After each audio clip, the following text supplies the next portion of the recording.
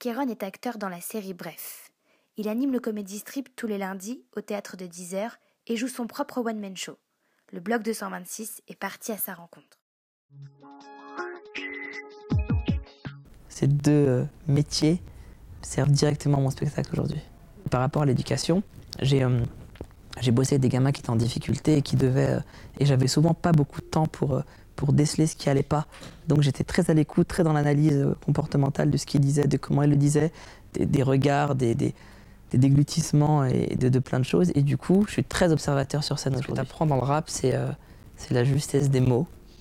Et tu apprends à avoir un flow, c'est-à-dire avoir une manière particulière de débiter ton texte. Le rap t'apprend aussi à être un peu brut, tu vois, un peu rentre dedans. Du coup, aujourd'hui, ce que je ressens sur scène, c'est que j'improvise beaucoup, je parle beaucoup aux gens.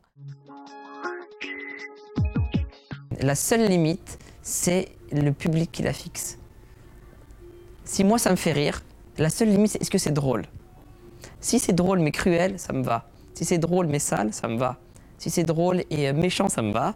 Si c'est drôle et que ça appelle à des souvenirs violents pour une catégorie de personnes, ça me va aussi. Si c'est violent que ça fait de la peine aux gros, ça me dérange pas. Ça fait de la peine à des religieux, ça me dérange pas. De la peine à un sexe en particulier, les femmes ou les hommes, ça me dérange pas.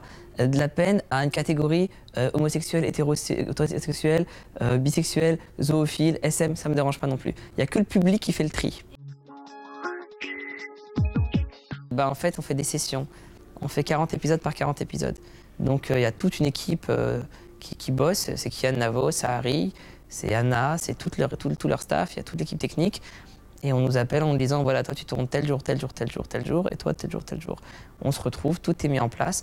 Et s'il y a par exemple, si dans les 40 épisodes, en tout, il y a 15 scènes qui doivent être tournées au supermarché, on fait 3 jours au supermarché, on filme tout au supermarché, après on fait 2 jours au bowling, après on fait 7 jours à la piscine, après on fait 7 jours au cinéma, et ainsi de suite. Et comme ça, on a 40 épisodes, on a des images pour 40 épisodes.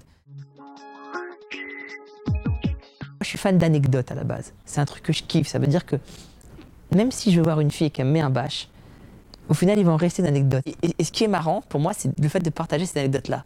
À force de raconter des anecdotes sur mes histoires, sur mes conquêtes, sur mes bâches même, à Kian et Navo, quand ils ont créé la série Bref, ils se sont dit, on va faire de Kéron ce mec-là. Sauf qu'ils ont poussé le trait au maximum.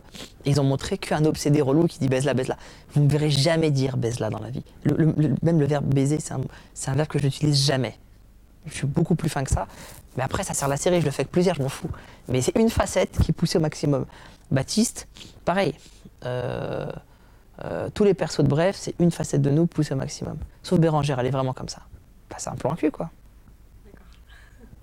Hein? Bérangère, si tu nous regardes.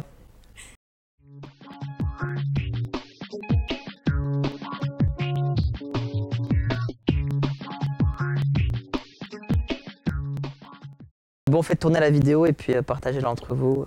J'aimez-la sur Facebook. On peut partager sur Twitter, on fait ça? Sûr. Salut les tweetos. Partagez ça sur Twitter. MySpace aussi. Comme dirait Baptiste, on y croit encore. Et voilà, faites tourner.